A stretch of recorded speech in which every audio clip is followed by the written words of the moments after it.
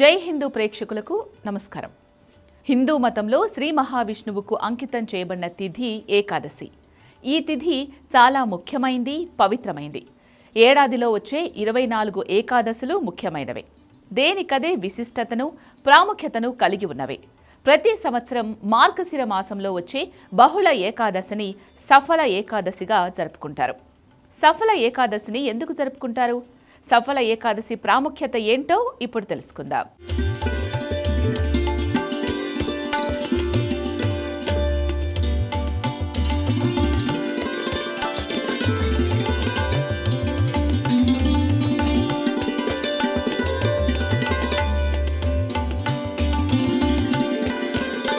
సఫల ఏకాదశి.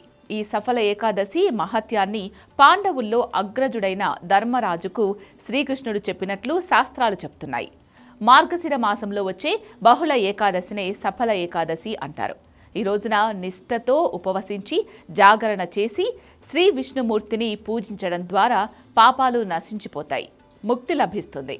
శ్రీ మహావిష్ణువును ఉసిరితోనూ దానిమ్మ పండ్లతోనూ పూజించే వారికి సకల సంపదలు చేకూరతాయని విశ్వాసం.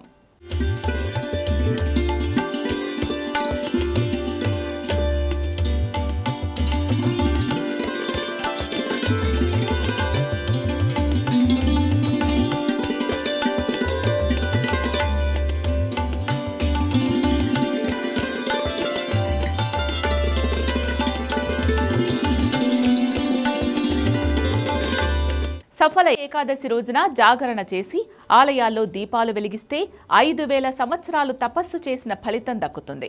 దీనికి సమానమైన యజ్ఞం కానీ తీర్థం కానీ లేదని చెప్పబడింది.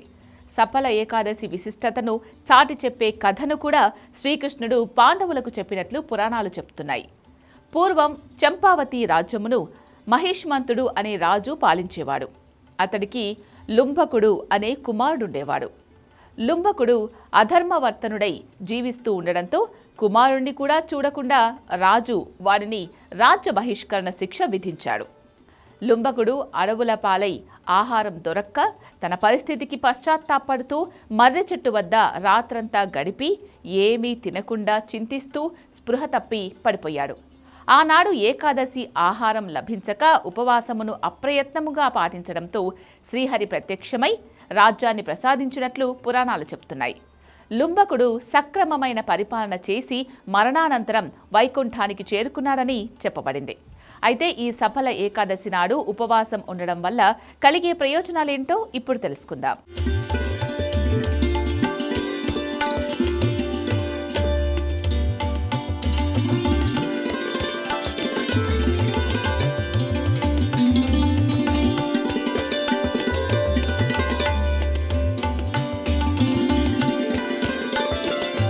ఏకాదశి ఉపవాసం యొక్క ప్రధాన ప్రయోజనాలు ఏంటంటే, ఈ రోజున ఉపవాసం ఉండడం వల్ల ఏ వ్యక్తి అయినా పుణ్యాత్ముడిగా మారుతాడు. అదే సమయంలో ఒక వ్యక్తి తన గత జన్మల్లో చేసిన పాపాలను మరియు ఈ జన్మల్లో చేసిన పాపాలను కూడా తొలగిస్తుంది. ఈ ఉపవాసం కుటుంబంలో ఆనందాన్ని, శ్రేయస్సును మరియు శాంతిని ప్రసాదిస్తూ విష్ణువు ఆశీస్సులను కూడా పొందుతుంది. ఈ రోజున వ్రతం మరియు ఉపవాసం చేయడం వల్ల 1000 సంవత్సరాల తపస్సు చేసిన ఫలితం లభిస్తుంది. సూర్యగ్రహణం తర్వాత గంగానదిలో పవిత్ర స్నానం చేయడం కంటే ఈ రోజు ఉపవాసం ఉండడం వల్ల ఎక్కువ ప్రయోజనాలు లభిస్తాయి.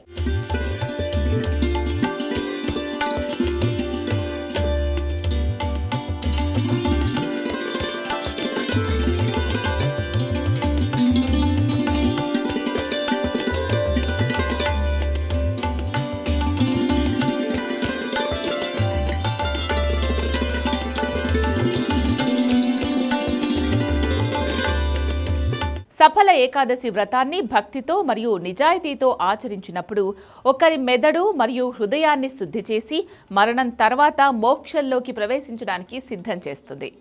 ఈ సఫల ఏకాదశి నాడు ఏ వస్తువులను దానం చేస్తే ఏ ప్రయోజనాలు కలుగుతాయో ఇప్పుడు తెలుసుకుందాం.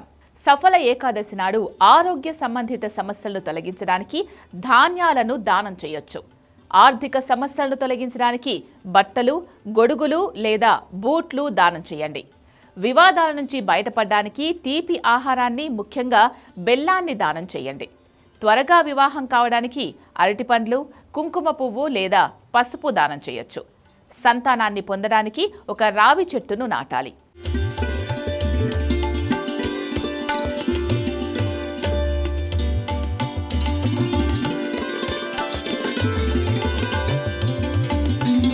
ఈ ఏకాదశి వ్రత మహత్యాన్ని పరమశివుడు స్వయంగా పార్వతికి చెప్పినట్లు పద్మపురాణం చెబుతోంది. అందుకే ఈ రోజున తెలిసి కానీ తెలియక కానీ ఉపవాస దీక్షను చేస్తే పుణ్యలోకాలను పొందుతారు. వైకుంఠ ప్రాప్తి, ఐశ్వర్యాలు కలుగుతాయని శ్రీకృష్ణుడు పాండవులతో చెప్పినట్లు కథలున్నాయి.